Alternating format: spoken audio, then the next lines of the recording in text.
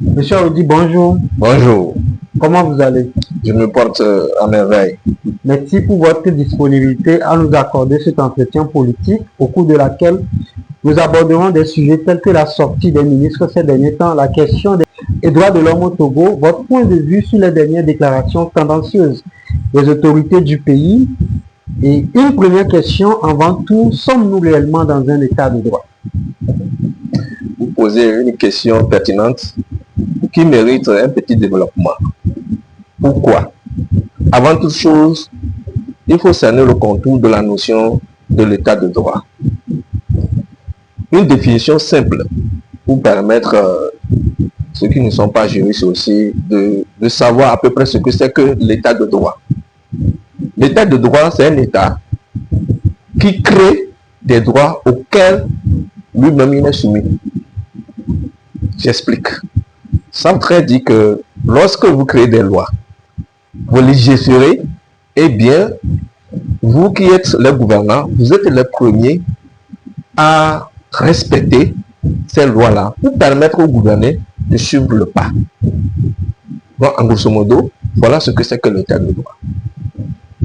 Ce qui m'amène à dire que théoriquement, à regarder nos lois et surtout notre constitution en vigueur aujourd'hui, même si elle est contestée par la majorité des Togolais, c'est cette constitution qui est en vigueur. Quelqu'un qui serait ailleurs, quelqu'un qui serait aux États-Unis, qui serait en Europe, au Canada, en prenant le document de notre constitution actuelle, dirait que nous sommes dans un état de droit. Donc théoriquement, nous pouvons dire que nous sommes dans un état de droit. Mais au Togo, il se pose la question du principe de l'applicabilité de cette constitution. Parce que lorsqu'on parle de l'applicabilité, c'est l'autorité qui est attachée à une loi. L'autorité juridique qui est attachée à une loi. Quand nous prenons les dispositions de cette constitution taillées sur mesure, il y a certaines dispositions relatives à la liberté publique et aux droits fondamentaux des Togolais que nous sommes sont constamment violés. Je crois que notre entretien va nous amener à rentrer dans les détails des dispositions de cette constitution qu'eux-mêmes ils se sont données, qui ont été toujours violées, constamment d'ailleurs, ces derniers temps. Cette constitution a été violée, surtout la partie qui est intitulée la déclaration solennelle des droits et libertés fondamentaux des personnes et des citoyens. Les dispositions qui sont incluses dans cette partie de leur constitution, la plupart ont été violées ces derniers temps. Alors, exactement, en parlant des droits de l'homme, le ministre actuel des droits de l'homme, Pacome Adjourovic, qui n'a pas hésité de préciser qu'il est avocat, lui auparavant qui n'a pas manqué de préciser qu'il était aussi socialiste et aussi un panafricain sur France 24. Il faut préciser que c'est une chaîne qui est fermée au Togo par les autorités. Selon ces dits, et je cite, en réalité, une fausse crise a été fabriquée par des gens dont l'agenda caché est de déstabiliser un pays. Que pensez-vous de cette déclaration d'abord? Et est-ce qu'il est légitime pour un ministre de faire de telles déclarations au moment où une partie de la population n'est pas d'accord sur tel ou tel point? Est-ce qu'ils ont la liberté de manifester? Est-il bien pour un ministre de considérer surtout les Togolais de la diaspora comme des gens vulgaires sans préciser qu'il s'agit des Togolais? Vous posez une question dans laquelle il y a des petites questions. Voyez-vous, les droits de l'homme ne sont pas des mots en l'air. Les droits de l'homme ont été consacrés par la Déclaration universelle des droits de l'homme. Et les droits de l'homme, dans les droits de l'homme, il y a ce que nous appelons les libertés publiques. Et dans notre constitution, vous avez demandé est-ce qu'on a la liberté de manifester? Si nous voulons respecter la constitution qui se sont données, qui est contestée par les Togolais, l'article 9 de la partie que je viens de citer reconnaît la liberté de réunion. Ça, je donne les termes de la disposition de l'article 9. Reconnaît que les Togolais ont le droit à la liberté de réunion et à la liberté de manifestation publique. Donc, aller jusqu'à interdire les manifestations pacifiques publiques est une violation grave de cette liberté, qui est la liberté de manifestation consacrée dans leur propre constitution. C'est pourquoi je disais tantôt que ces derniers temps, eux-mêmes, sont en train de violer leur propre constitution. Ça, c'est l'une violation de la constitution que je viens de donner. Donc, refuser à nous, les Togolais, d'exercer notre droit de manifester, de se réunir, est une violation de la constitution qui se sont données. Donc, théoriquement, on peut dire que nous sommes dans un état de droit. Mais pratiquement, on dirait qu'on est en train de diriger notre pays. Pratiquement, dans la pratique, dans l'exercice de ces droits fondamentaux, eh bien, nous voyons qu'il y a des contraintes que nous ne comprenons pas. Monsieur Adjouroubi, aussi à Matélé que des individus ont ordonné depuis l'extérieur à leurs compatriotes de s'attaquer à visage découvert au commissariat et surtout en insistant que ces derniers ont appelé à s'attaquer à l'ambassade française, aux intérêts français. On sent sur le visage de ce ministre une certaine frustration en parlant des intérêts français. La question qu'on se pose d'abord, le dit-il avec autant de force parce qu'il est français? Et aussi, à quel jeu joue ce ministre en s'exprimant ainsi? Le peuple togolais a-t-il un réel problème avec le peuple français au point de s'attaquer à des édifices représentant l'État français? Éclairez-nous, M. Aoudi. Nous ne croyons pas. Vous voyez, je crois que lui-même n'était pas convaincu de ce qu'il dit. Mais c'est ce qui arrive à ceux qui se disent de hautes personnalités d'un pays donné, lorsqu'ils veulent coûte que coûte, à tout prix défendre l'indépendable. C'est ça, moi, j'appelle la ventocratie. C'est-à-dire que là, vous défendez votre ventre. Un ministre, et puis quand vous l'appelez ministre, je suis un peu surpris. À la rigueur, on peut dire l'ex-ministre des droits de l'homme. Parce que on n'est pas ministre ex nihilo, on est ministre dans un gouvernement. Alors même que depuis plus de 4 mois, nous n'avons pas de gouvernement au Togo. Donc je ne comprends pas au nom de quel gouvernement va-t-il parler, va-t-il d'ailleurs voyager en France avec l'argent du contribuable que nous sommes. D'ailleurs, c'est une violation des droits de l'homme. Une violation des principes de la gestion du bien commun que nous avons ensemble. C'est une violation des principes de la res publica que nous avons tous ensemble comme un bébé commun. On ne peut pas prendre l'argent de la caisse nationale pour aller voyager, aller se loger. L'argent du trésor public. Mais c'est pas normal. Ça là, c'est condamnable. Le moment venu, nous allons leur demander de compte. Donc, quand il dit que des gens ont demandé à visage découvert d'aller s'attaquer au commissariat, d'aller s'attaquer à l'ambassade de la France, ce qu'il veut faire, d'abord, c'est pour dire que les Togolais veulent s'attaquer aux Français. Ce qui est archi faux. Vous savez, Dieu n'est pas un être comme vous. Hein. Dieu, c'est l'univers entier. C'est pourquoi Dieu a fait en sorte que chacun de nous ait un nom.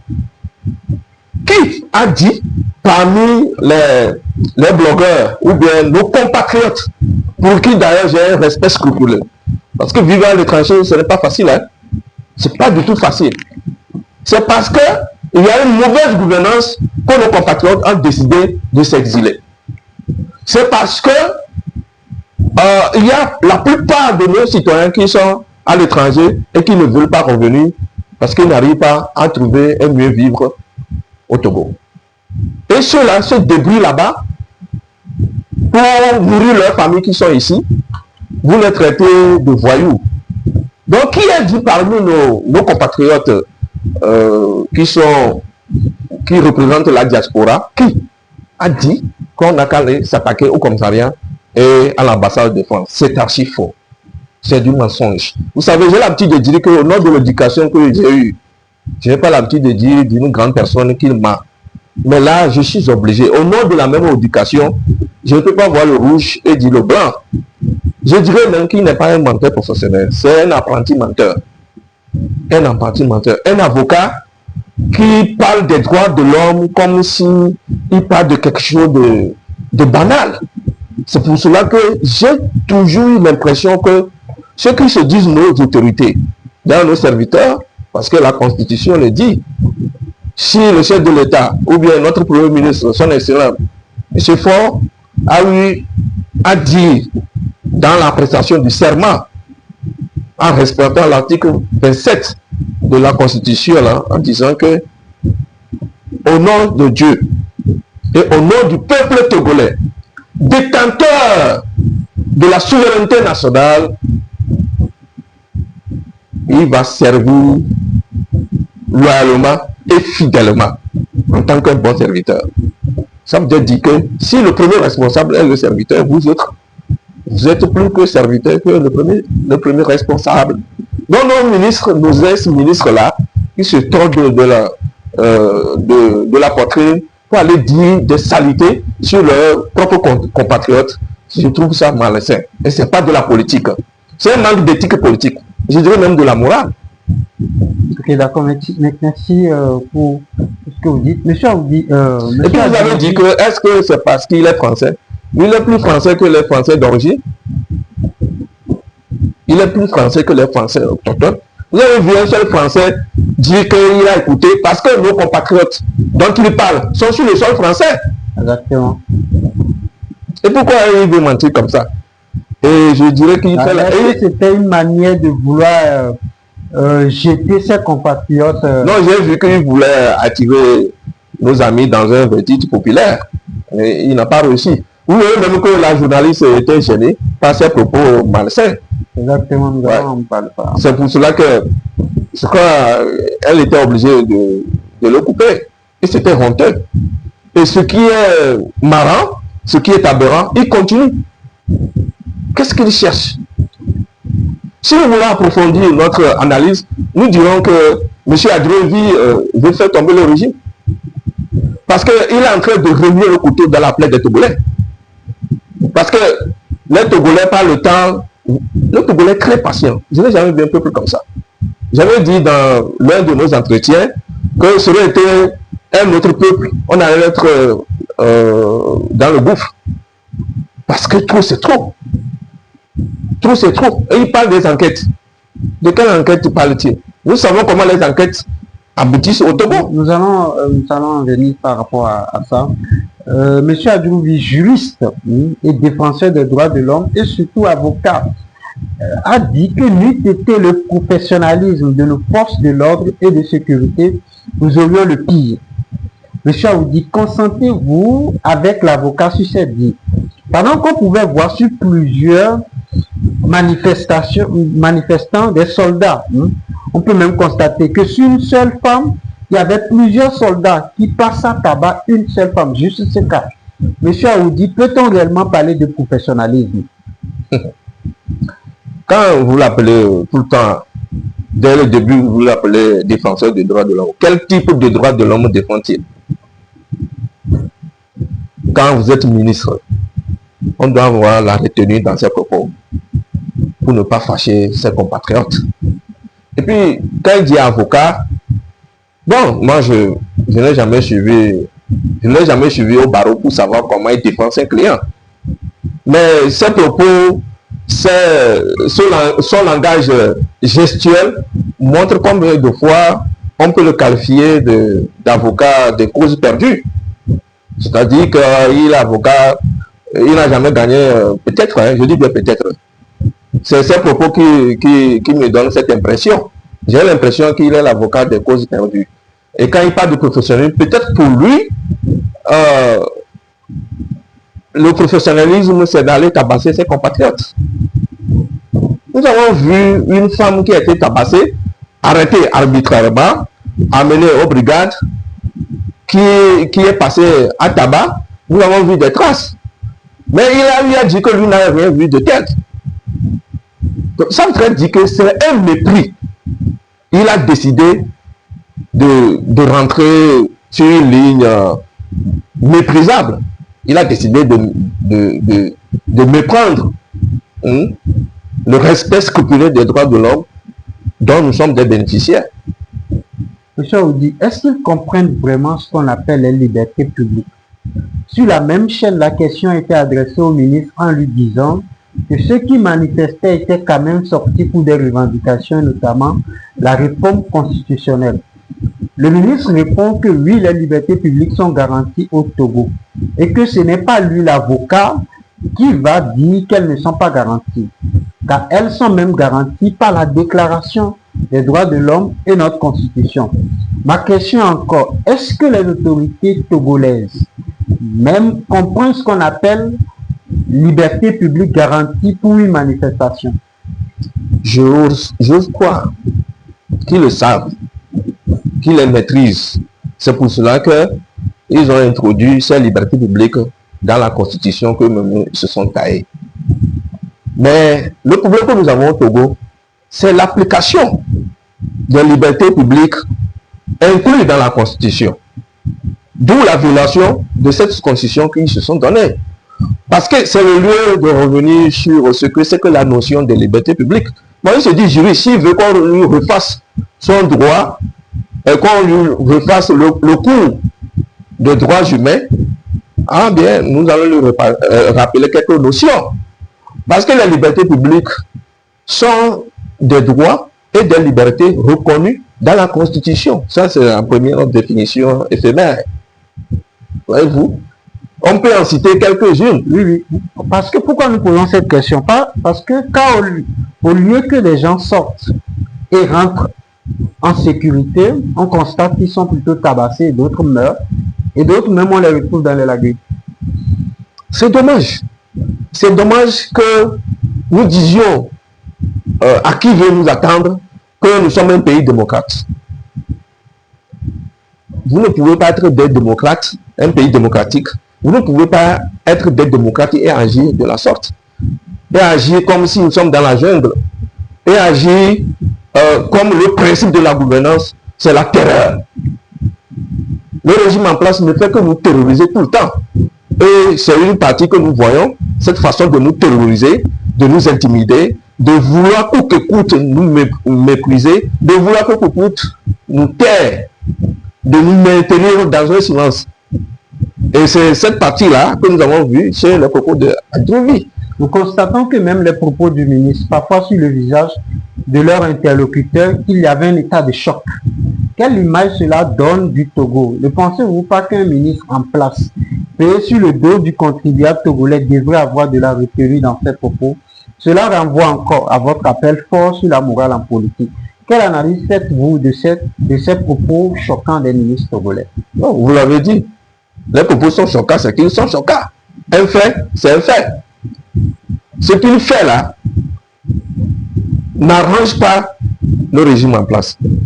Et j'ose croire qu'en tant que compatriote, en tant qu'un petit frère du Premier ministre, son Excellence Faure, je l'interpelle et je lui demande politiquement et de façon patriotique de faire un sursaut patriotique pour demander à notre compatriote Adjovi d'arrêter ce qu'il est en train de faire. Sinon, c'est contre-effet productif. Parce que ce compatriote est en train d'énerver vraiment les Togolais par ses propos. Il doit arrêter tout ce qu'il est en train de faire. Sinon, il va jeter de l'huile sur le feu. Monsieur Aoudi, nous parlons de ce que vous êtes en train de dire. Vous savez, permettez-moi de dire que on ne gouverne pas avec le sentiment. On gouverne un pays. Quand vous voulez gouverner un pays, vous devez avoir de la vision. Vous devez avoir de la caractérologie politique. Ça, j'insiste beaucoup là-dessus. Vous devez avoir une caractérologie politique.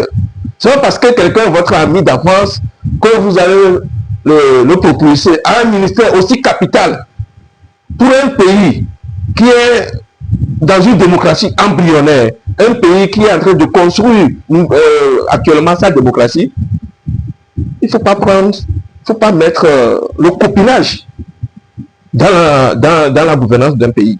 C'est pourquoi je dis qu'il faut avoir de la caractérologie, il faut avoir de la vision, il faut avoir de la volonté politique, il faut avoir des projets de société qui répondent aux aspirations profondes de la population que vous dirigez. Ouais, monsieur Aoudi. Sinon, vous risquez de prendre des médiocres comme Adjovi qui va gâter votre politique.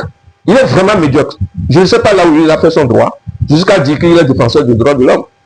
Il fait la honte de nous les juristes. Ça, il faut le dire. Monsieur Aoudi, le ministre tentait de dire que certains s'amusent à vouloir utiliser la situation. Ce sont des menaces à peine voilées envers ceux qui dénoncent les manœuvres autoritaires du régime en place. C'est lui qui s'amuse avec notre engagement et notre détermination en finissant de découdre avec des gens comme lui qui n'ont aucune notion sur les principes de gouvernance étatique. Je ne crois pas.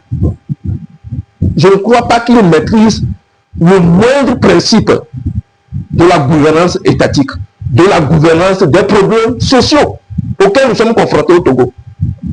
Et il n'y a pas de centre de santé adéquat. Nous allons parler du quotidien de vie des Togolais, nous allons revenir sur D'accord. ça particulièrement dans une interview tout à l'heure. C'est grave.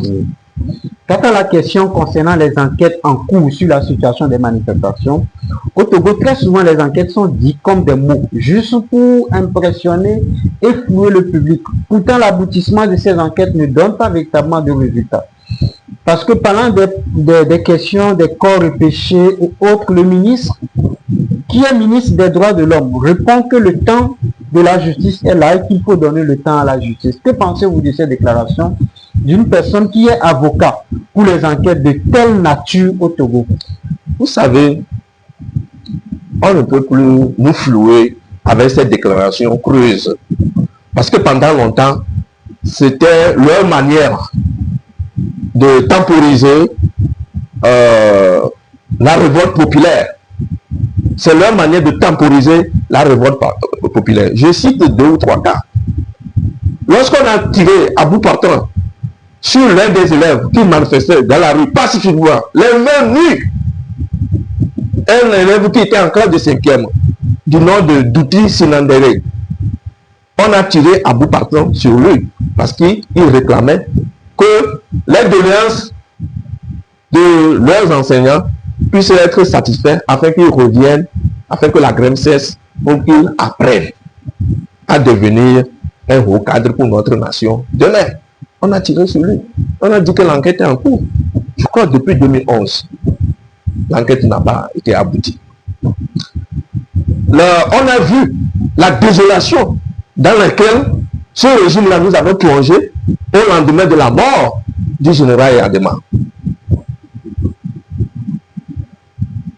Eux-mêmes, ils ont dit, avec la CNDH et la commission Kofi Koyo, ils ont dit 500 personnes tuées, assassinées, dont certains, les corps ne sont pas retrouvés jusqu'au jour d'aujourd'hui.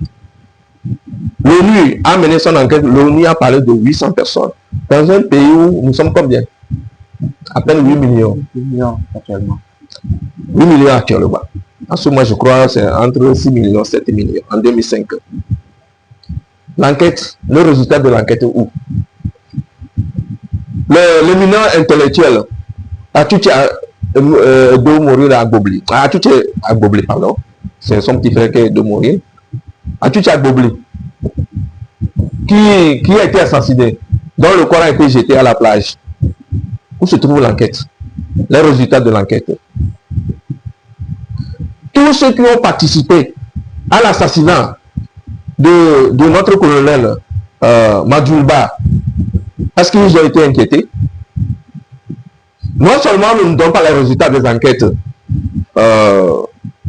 déclenchées, mais aussi nous ne connaissons jamais les auteurs présumés et ces auteurs présumés n'ont jamais fait objet d'un procès. Dans un pays démocratique, dès lors qu'il y a des choses comme ça, il y a certaines institutions judiciaires qui devraient, je dis bien, devraient s'auto-saisir. Par exemple, la Cour constitutionnelle devrait s'auto-saisir pour les derniers événements de la fois dernière, du 6, de 26 et de 27 juin passé. La Cour constitutionnelle devrait s'auto-saisir. Pourquoi? La Cour constitutionnelle est l'une des institutions dans un pays donné qui est considéré comme le garant de la solidarité nationale et de la cohésion nationale.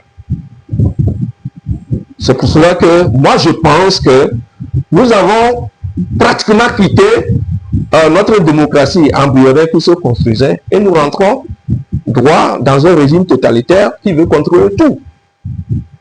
Monsieur Raphaël Pandé Adralé, qui est président d'honneur de la Ligue togolaise des droits de l'homme, a demandé que face à la situation, il faut une enquête internationale pour situer et éviter que le régime en place noie les enquêtes, comme vous le dites, pour noie les enquêtes comme les enquêtes précédentes, comme vous venez de citer. Monsieur Aoudi, que devrez-vous faire pour exiger une enquête internationale sur les morts qui ont eu lieu pendant les manifestations et les cas de torture?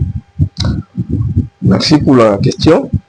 Il y a beaucoup de canaux que nous pouvons utiliser parce qu'il y a plusieurs mécanismes pour protéger la vie privée, la vie humaine. Parce que c'est un droit inné à chaque personne humaine. Et personne n'a le droit d'ôter la vie de son prochain. Si nous regardons dans le préambule de la Constitution qui se sont donnés, on a dit que nous proclamons cette Constitution pour protéger les droits innés. Et l'un des droits innés fondamentaux est le droit à la vie. Parce que personne n'a le droit ou bien la force sur la vie de son prochain. Donc, nous pouvons, si nous voulons, nous pouvons oser intenter une action contre le pouvoir public devant la Cour constitutionnelle. Nous pouvons, en tant que structure, en tant que CPTD, Centre des patriotes togolais pour la démocratie et le développement, intenter une action contre l'État togolais devant la Cour africaine de justice ou bien devant la Cour de la CEDEAO pour violation des droits humains au Togo. Parce que nous faisons partie des conventions internationales. Nous faisons partie de l'ONU, qui a plusieurs conventions. Par exemple, pour le cas de la torture, il y a la convention de 1984 que l'ONU a fait voter, qui oblige chaque État à interdire la torture dans sa législation, dans son corpus juridique national, dans son ordonnancement juridique national. Ça, c'est le premier.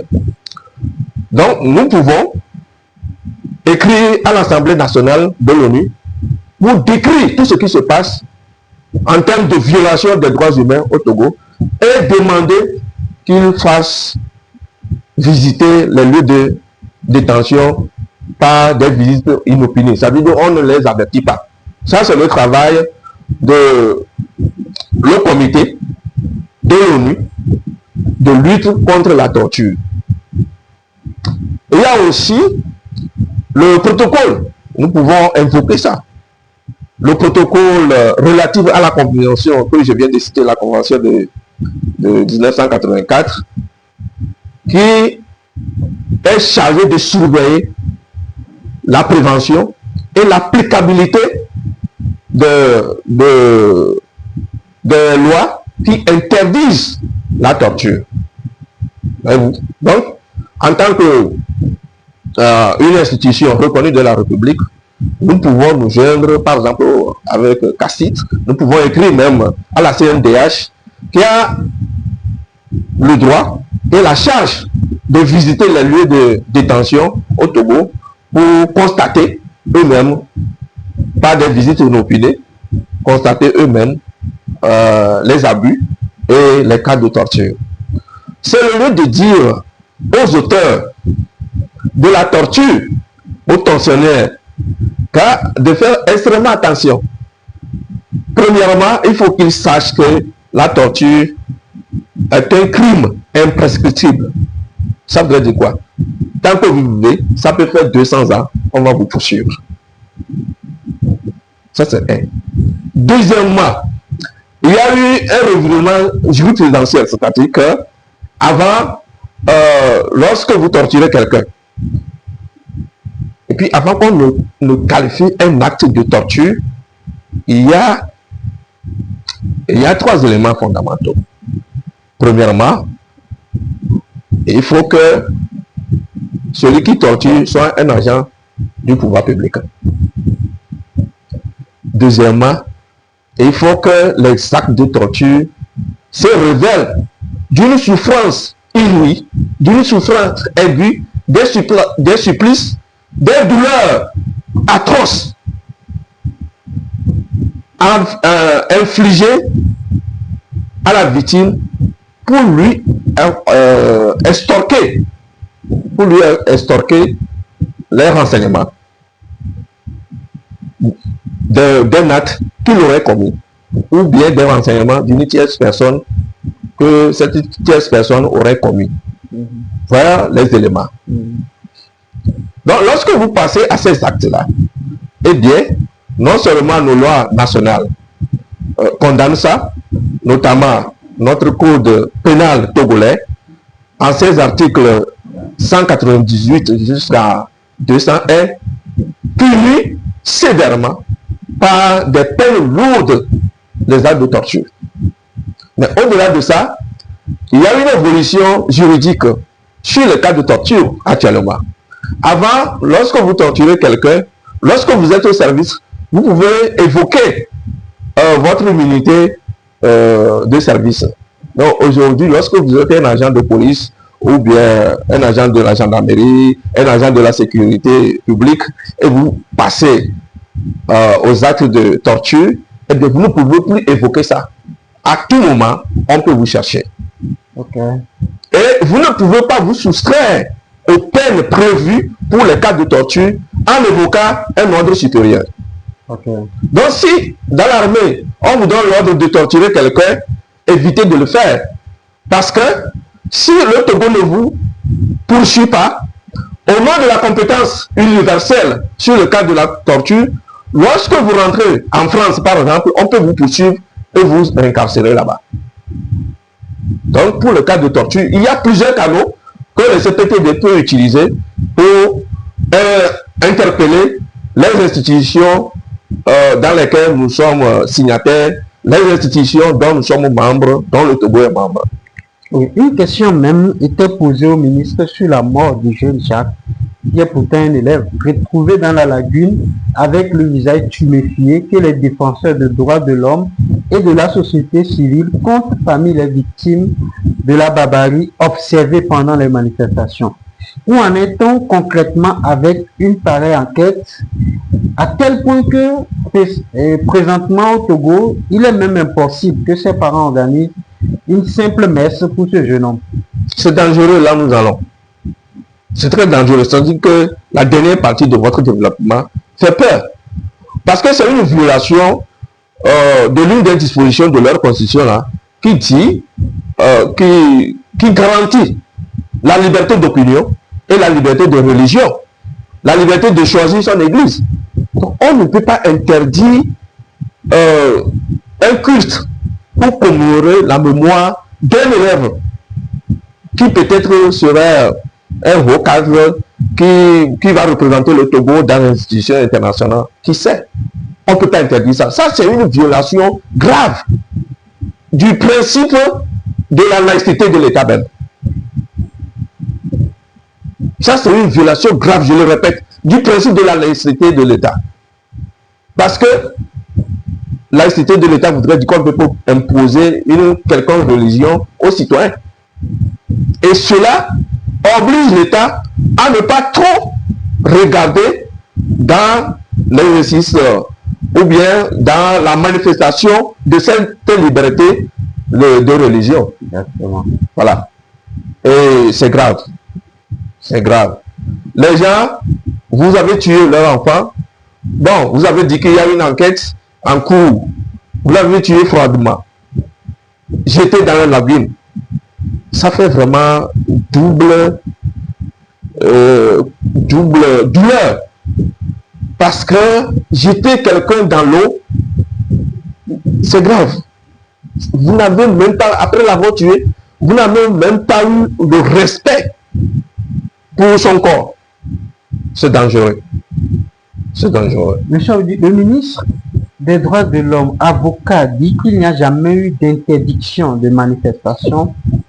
La question lui avait été posée sur les marches de la société civile interdite à plusieurs reprises. Et surtout une marche de commémoration pour les victimes de la manifestation. Est-il en train d'appliquer un langage duplicitaire? Un langage duplicitaire, même, ce serait bien. Je crois que ce monsieur, on doit le canaliser. S'il n'a pas un problème psychique, je dis bien si, c'est que il n'a aucune connaissance, aucune maîtrise des textes qui encadrent les manifestations publiques au Togo. J'ose croire, en l'écoutant, à l'entendre parler, au plan juridique, j'ose croire qu'il n'a même pas lu cette constitution, qu'il dit publiquement que c'est eux qui ont initié la rédaction de cette constitution-là. Je pèse bien mon mot. Je parle de la rédaction. Moi, je ne parle pas de révision. Je crois qu'il y a une question comme ça. Exactement. Voilà. Pourquoi je dis ça? Si nous prenons l'article 23, je ne cesserai de citer leur propre constitution. L'article 23 de cette constitution dit exactement ceci. Que chaque citoyen a le droit et le devoir de défendre la patrie. Et on continue. Que chaque citoyen a le devoir, ça veut dire doit, a le devoir de combattre toute personne ou bien groupe de personnes qui tenterait seulement de renverser l'ordre démocratique établi. Donc en faisant ça la nuit notamment, en changeant, en remplaçant notre constitution, eh bien, ils ont tenté de renverser l'ordre démocratique établi par la 4e République. Et aujourd'hui, si nous voulons respecter leur constitution, j'invite chaque Togolais à être prêt pour ce combat-là. Parce qu'à travers tout ce qu'il fait, il tente de renverser l'ordre démocratique établi. Donc il viole cette disposition de la Constitution inscrite à l'article 23. Ok, monsieur Aoudi. Au Togo, on parle d'une loi qui encadre la manifestation. On parle de déclarations 5 jours ouvrables, connaître les responsables, qui ils sont, ce qu'ils font, ainsi de suite. Cette loi respecte vraiment la liberté de manifestation ou est-elle juste une loi pour empêcher des revendications? Je peux dire oui et non. Oui, théoriquement, c'est vrai, ils ont restreint le jour. Dans l'ancienne constitution, puisque nous sommes dans un régime déclaratif, c'est 3 jours ouvrables. Ils ont corsé ça pour 15 jours. D'accord? Donc, je peux dire oui, ils permettent. Mais là où je peux dire non, cette loi ne respecte pas réellement les principes encadrant la liberté de manifestation pacifique, c'est qu'on dit on doit connaître ce que les gens en font. On doit connaître là où ils sont. Pourquoi faire? Il suffit de connaître leur identité. D'ailleurs, ils ont tous les canaux pour savoir là où nous sommes au Togo. Puisqu'ils nous écoutent, chaque Togolais se écoute. Il faut que les Togolais l'écoutent aujourd'hui. Frédéric Haïté l'avait dit. Chaque Togolais est sur écoute. En violation de l'une des dispositions, je crois que c'est l'article 8 de la partie où on inscrit la liberté fondamentale dans la Constitution, qui dit que chaque citoyen a droit aux correspondances postales, téléphoniques, électroniques. Le secret des correspondances postales, téléphoniques doivent être gardés. Mais nous sommes tout le temps sur l'écoute et nous sommes écoutés. Donc c'est l'une des violations aussi. Ok, d'accord. Donc ils savent là où nous sommes. Il suffit, en principe, lorsque nous écrivons, que nous voulons manifester, disons, bon, je donne un exemple banal comme ça, le 25, bon, et nous donnons l'itinéraire, ils ont l'obligation de faire respecter la liberté de manifestation pacifique, inscrite, qui est un droit fondamental, un droit constitutionnel. Je dirais même un droit universel. Dans chaque pays au monde, il y a la liberté de manifestation pacifique. Lorsque vous n'êtes pas d'accord sur la mauvaise gouvernance, sur la gestion, la mauvaise gestion du bien commun que nous avons ensemble. Donc, concernant la gestion des libertés de manifestation, d'abord la réponse du ministre des Droits de l'Homme dit qu'il est très surpris par de telles déclarations. Une déclaration de Maître Raphaël Pandé, selon laquelle, aux côtés des forces de l'ordre, on voit que des miliciens opèrent sans même que les forces de l'ordre ne soient interpellées. Pour le ministre Adjourivi, son ministère n'a jamais été saisi pour de tels agissements et lui surtout n'a jamais vu de miliciens. Monsieur Aoudi, votre ministre est-il dans les réalités ou est-ce qu'il a vraiment eu des actes de miliciens au Togo? D'abord, je voudrais vous dire que moi, je ne me suis jamais retrouvé dans son titre de ministre là. D'ailleurs, pour moi, il n'est plus ministre. Je vous dis qu'il n'y a plus de ministre au Togo. Parce qu'on n'est jamais ministre ex nihilo. On ne peut pas être ministre en gouvernement. Donc, un ex-ministre, c'est le plus mauvais ministre des droits de l'homme que j'ai connu. J'ai l'impression que le président Faure, qui est devenu Premier ministre aujourd'hui, n'analyse pas bien ce qu'il envoie à ce poste clé. Lorsque vous êtes dans un pays où à tout moment ça peut chauffer, c'est un poste clé. Le ministère des droits de l'homme, on doit envoyer des gens pondérés, des gens qui ont la probité morale, des gens qui peuvent se mettre à la place de son projet pour savoir ce qu'il ressent. C'est ça qu'on appelle l'empathie politique. Mais il envoie souvent des gens qui ne sont pas empathiques. Par exemple, l'ancien ministre, monsieur, comment il s'appelle? Trimois. Monsieur Trimois, sur un plateau de la télévision, étant coincé par son adversaire, a eu à dire qu'il allait prendre des armes. Cela ne rassemble pas les gens, cela ne protège pas la cohésion nationale et la solidarité nationale. Donc ils doivent le voir. C'est pourquoi je dis que diriger un pays, ce n'est pas une affaire de copinage, de camaraderie. Lorsque des gens décident de manifester, ils prennent le temps de vous écrire et dans leurs lettres, ils donnent l'itinéraire à suivre. Le pouvoir public a la ferme obligation de faire encadrer la manifestation. Malheureusement au Togo, non seulement on interdit, et si on n'interdit pas, à un moment donné, ils font tout, puisque j'ai été plusieurs fois dans les manifestations publiques et je maîtrise bien ce que je dis. Ils envoient des photos de troupes, sans disant qu'ils sont des manifestants. Et c'est eux qui provoquent parfois les forces de l'ordre, pour vous disperser, et ils commencent à créer des gaz lacrymogènes.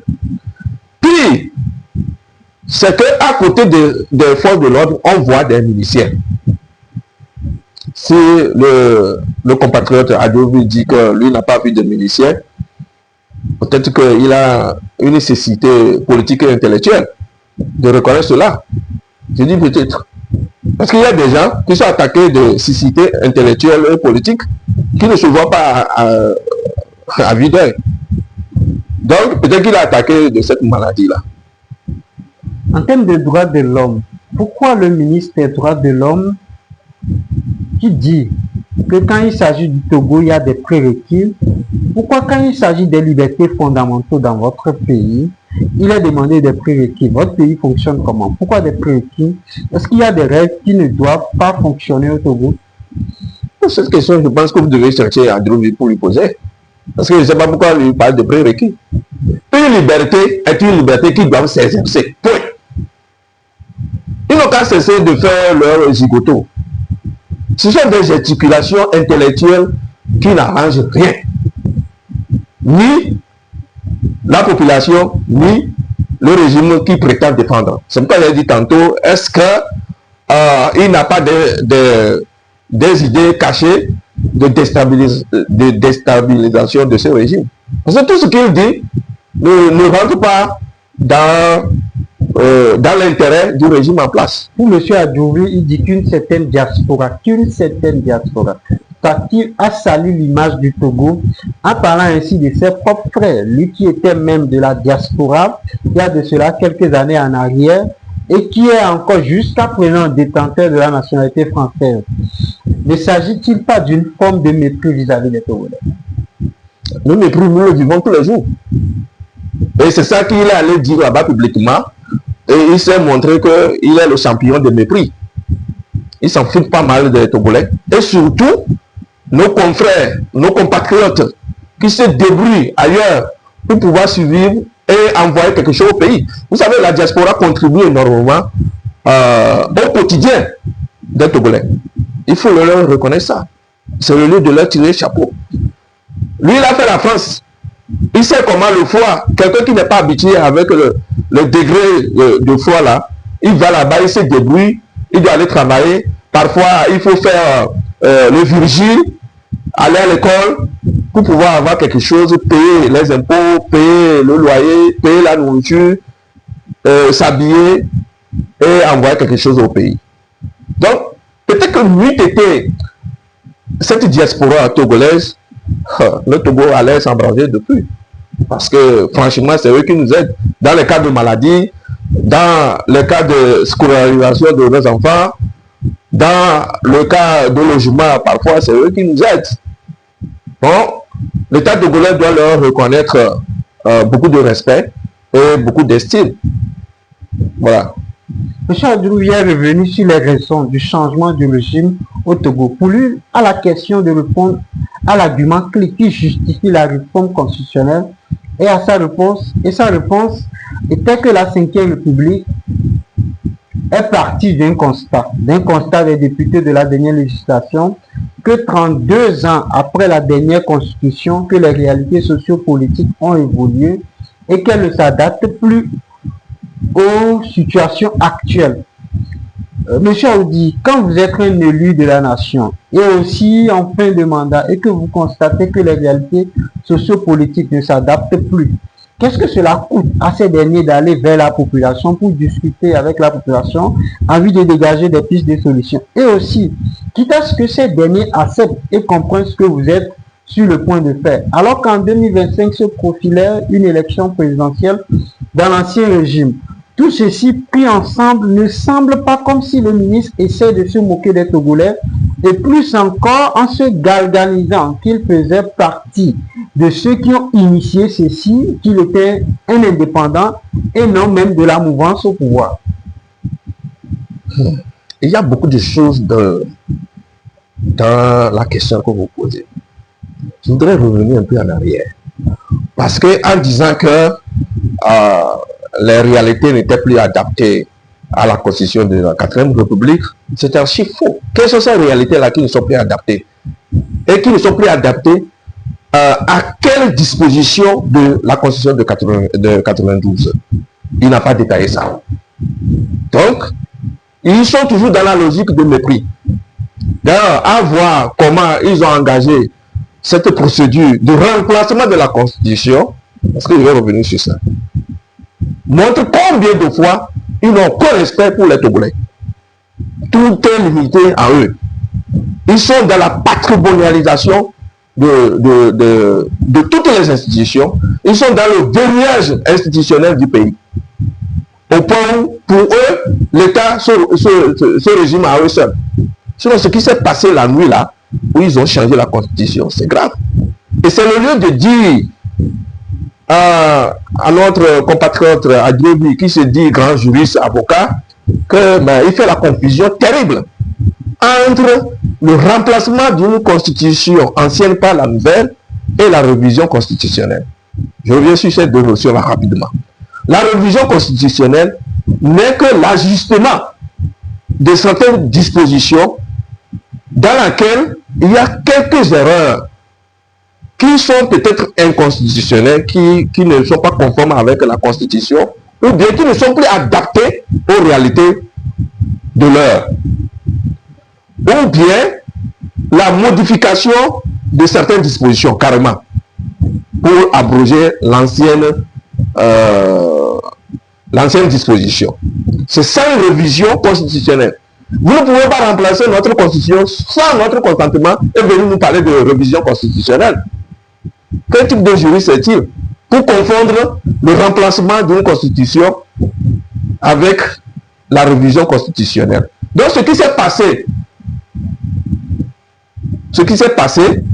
ce n'est pas une révision constitutionnelle, mais c'est un remplacement de la constitution de 92 par celle de 2024. Et puis, il ne cesse de citer l'article 144 de la constitution de 92.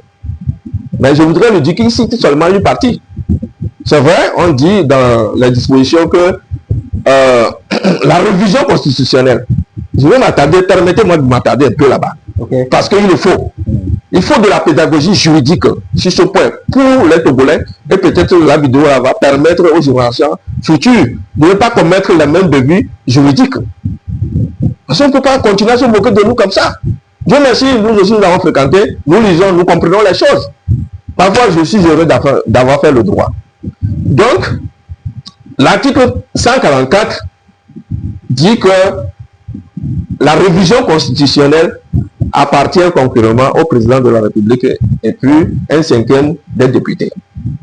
On a parlé comment il faut faire la révision constitutionnelle par une proposition de loi ou bien un projet de loi. Si le projet ou la proposition de loi n'est pas adopté dans l'ancienne constitution, dans l'ancienne constitution par les 4/5 des députés, eh bien, on soumet le projet ou bien la loi de révision constitutionnelle. Vous parlez de la révision, ça. Ça, c'est la révision. Et c'est pourquoi je dis qu'il faut de la pédagogie sur ce point. Parce qu'il a toujours cité cet article-là. Là, je parle de la révision de la loi constitutionnelle. Révision, c'est pour ajuster une disposition de la Constitution en vigueur. Est-ce qu'une révision plonge immédiatement dans une république? Non, j'en viens. C'est pourquoi je dis que allons pas à pas. On va faire un développement casuistique, c'est-à-dire cas par cas. Donc, lorsque vous ajustez une disposition pour la faire adapter aux réalités de l'heure, on parle de révision constitutionnelle. Donc, je citais tantôt l'article 144. Et l'alinéa 5 de cet article dit ceci exactement. Dit que aucune révision constitutionnelle ne peut engager ni poursuivie lors de l'intérim ou de vacances ou lorsqu'il est porté atteinte à l'intégrité du territoire. Au moment où ils étaient en train de dire, entre guillemets, la révision constitutionnelle, eh bien, cette députée-là, vous l'avez dit tantôt, cette députée-là était en fin de mandat. Donc, il jouait l'intérim, il jouait la transition pour que l'élection législative qui était en vue puisse être faite. Donc, il n'avait nullement le droit de faire même une révision constitutionnelle pour parler d'une nouvelle constitution ou bien pour parler du remplacement de la constitution ou du changement de la constitution. Et j'ai pris le temps de lire cette constitution et j'ai compris que ceux qui avaient écrit cette constitution soumis au référendum ont pensé que cette constitution-là va faire le temps. Je fais une parenthèse pour comparer notre constitution, sinon l'âge de notre constitution à celui de la constitution béninoise. C'est en 90 qu'on a voté la constitution béninoise. Mais c'est les amendements qu'on fait. Est-ce que c'est notre constitution qui est vieille plus que la constitution des États-Unis? Oui, exactement, c'est ce que je voulais dire. Hein? Ça fait des décennies ou bien des siècles que la constitution des États-Unis avait été votée, mais il ne faut que des amendements pour adapter la constitution. Une constitution, ce n'est pas un ballon qu'on joue de gauche à droite. Non! Parce que vous voulez conserver le pouvoir, vous avez fait ce qui n'est même pas inscrit dans cette constitution. C'est pourquoi je parlais tantôt que ceux qui ont créé la constitution, quand vous lisez cette constitution, c'est qu'ils ont plongé cette constitution dans une longue durée, dans une longue période qui va connaître beaucoup de générations. Parce que si vous voyez les bases solides de cette constitution peut nous emmener même en 2100 ou bien en 2100. Ça, vous parlez de la constitution de 92. Ça, je parle de la constitution de 92. Nous avions voté. Voilà. Et cette constitution a été votée par référendum à plus de 98%. Il se moque même du général Yadema, puisque c'est le général Yadema, père à leur âme, avec ceux qui, nos dévanciers, qui ont mené ce combat du respect des libertés publiques jusqu'à la rédaction de cette constitution, est votée et adoptée, et promulguée et mise en vigueur. Donc, dans cette constitution-là, vous ne verrez nulle part où on a une disposition évoque même le changement de la dite constitution. Donc là, il y a un vide juridique. C'est pour cela que, absolument, lorsqu'ils ont demandé de changer la constitution, ce que Adjovi appelle abusivement révision constitutionnelle, ce n'est pas une révision constitutionnelle qui avait été opérée. C'est un changement de constitution. Et puis, grave, ce qui est grave, on nous plonge deux pieds joints, deux mains jointes dans une nouvelle république. C'est-à-dire, on vous fait un fossile. C'est un fossile incontournable. Ça, il n'y a pas d'autre mot pour le désigner.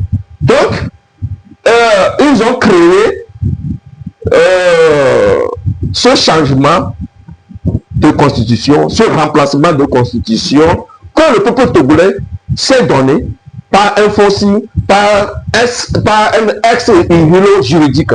Mais pour le ministre, il n'y avait aucune base juridique dans cette constitution qui leur permettait de faire cela. D'ailleurs, l'article 144, à son alinéa 5, leur interdit ça parce qu'ils étaient en vacances. Il y a deux éléments clés là-bas. Parce qu'on a dit...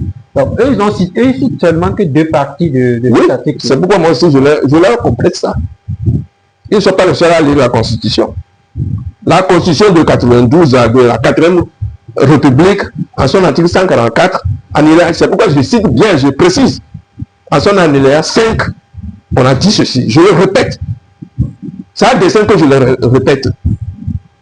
Cette partie-là dispose que aucune procédure de révision constitutionnelle ne peut engager, ni ne peut être poursuivie en cas de l'intérim ou de vacances ou lorsqu'il est porté atteinte à l'intégrité du territoire national. Il y a deux éléments là-bas qu'il faut faire relever. Le premier élément, ces députés qui avaient fait ça là, on doit les poursuivre. Non, le moment venu, nous avons évoqué ça. On doit les poursuivre devant les instances judiciaires.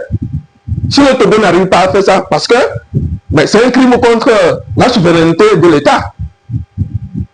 Et puis, il se trouve la patrie pour dire que c'est eux qui ont écrit ça. D'ailleurs, même, il y a une disposition dans leur constitution. Si on prend ça, on va les poursuivre. Je vais revenir sur ça. Donc, il y avait un vide juridique. Il n'y avait aucune base juridique qui leur permettait de faire ça. Parce qu'ils étaient intérimaires. Ça, c'est le premier élément. Deuxième élément, il y avait une partie du territoire national qui avait, où il y avait des agressions terroristes. Donc, l'intégrité territoriale de la nation avait été touchée. En ce moment, on devait se consacrer à contenir cette agression terroriste. Mais eux, ils étaient préoccupés à passer en force à une constitution, à changer de cap pour pouvoir conserver le pouvoir. Vous savez pourquoi ils ont fait ça?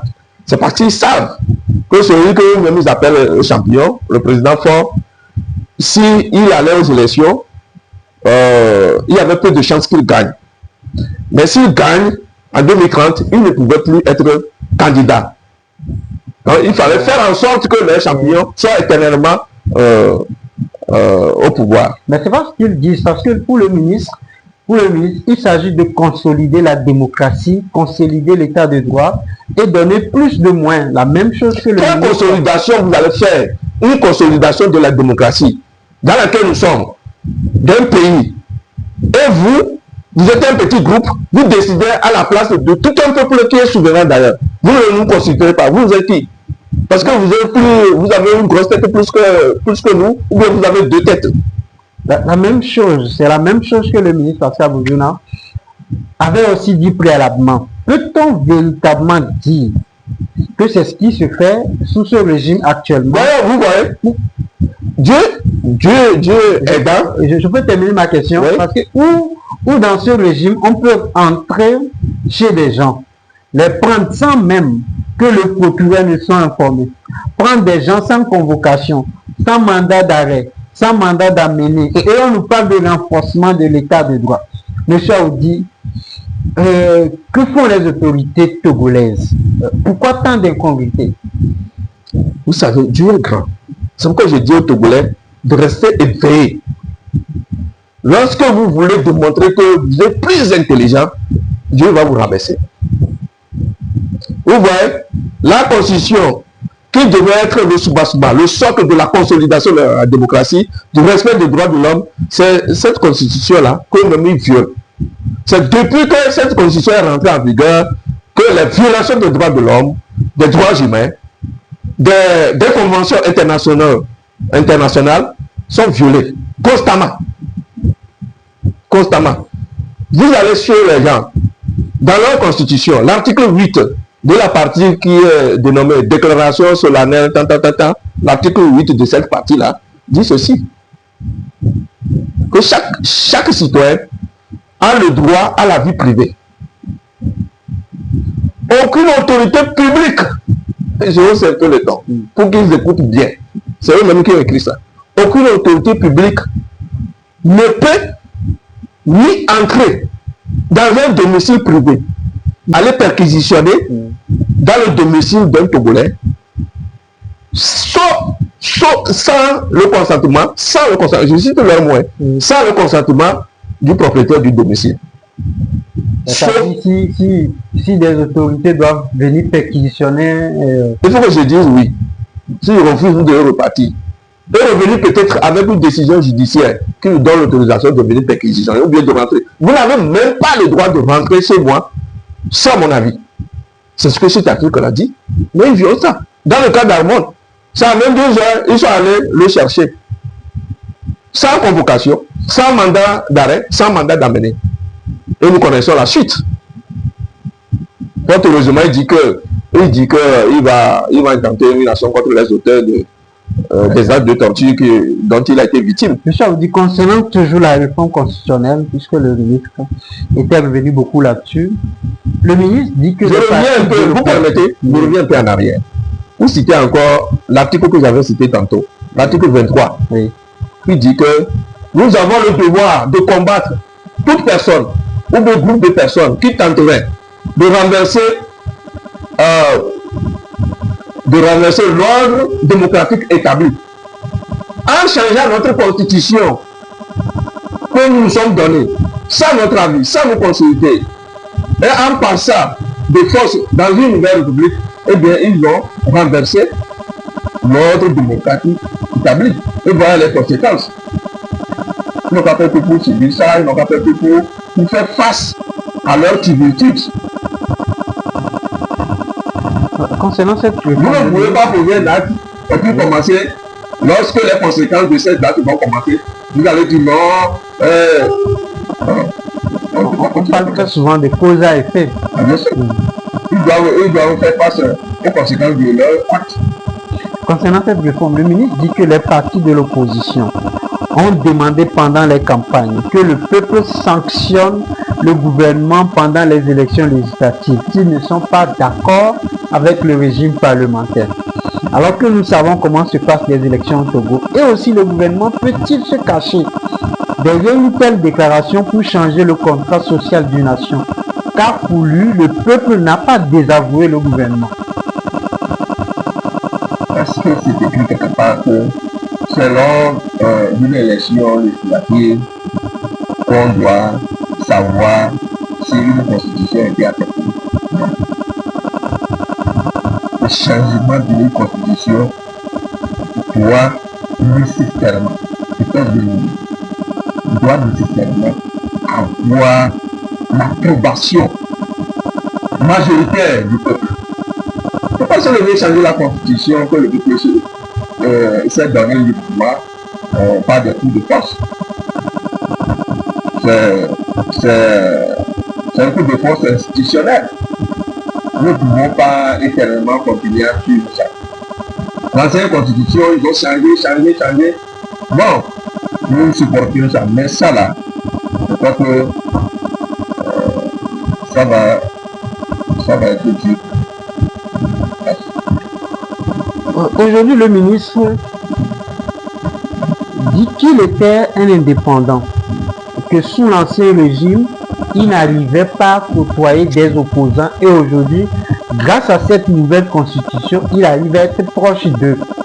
Quand on est un indépendant et qu'on dit qu'on ne pouvait pas nous approcher de tel ou tel parce qu'il est de tel ou tel parti, et aussi pour une personne socialiste, cela ramène à quoi tout ceci?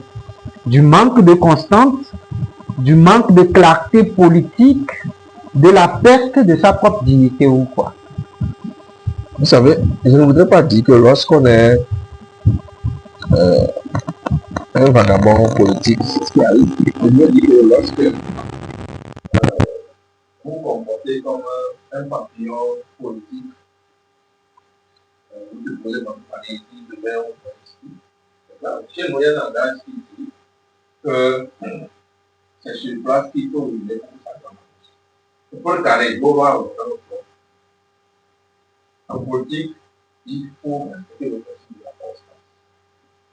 Lorsque vous êtes socialiste, le jour au lendemain, vous êtes devenu, vous voulez démontrer que vous êtes royaliste plus que le roi. Et vous êtes devenu un membre d'un groupe de conservateurs de pouvoir.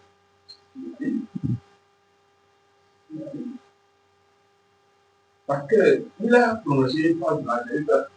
Il dit qu'avant, quand on parle de l'opposition congolaise, lui dit, non, avec les gens là, il ne peut même pas en discuter. Tes compatriotes, il te dit socialiste, tes compatriotes, il dit que non, tu ne veux pas discuter avec eux. Pour écouter au moins ce qu'ils vont dire. Et puis tu prévaut être un socialiste. Finalement, il est quoi? Ouais. Donc, quand il s'est retrouvé de l'autre côté, parmi les conservateurs, il était comme celui qui dans le chemin du chaos.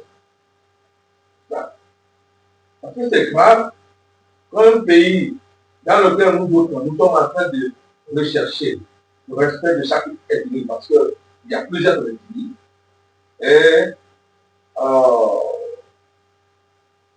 pour l'accessibilité aux ressources nationales, aux richesses nationales, il y a certains, déjà même pas le dire, mais je pense qu'il est temps d'avoir le courage, d'avoir le gage de dire ce qui ne va pas, si on peut le corriger, on va le corriger comme ça. Un pays qui reproche plusieurs ethnies, on ne privilège pas certaines ethnies au détriment des autres.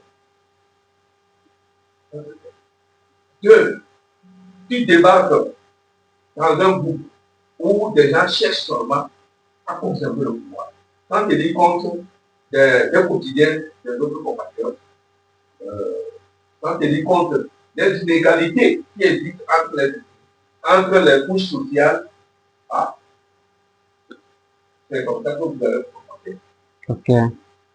Au regard des dérives autoritaires que vous venez de décrire, jusqu'à quand les Togolais resteront dans cette situation?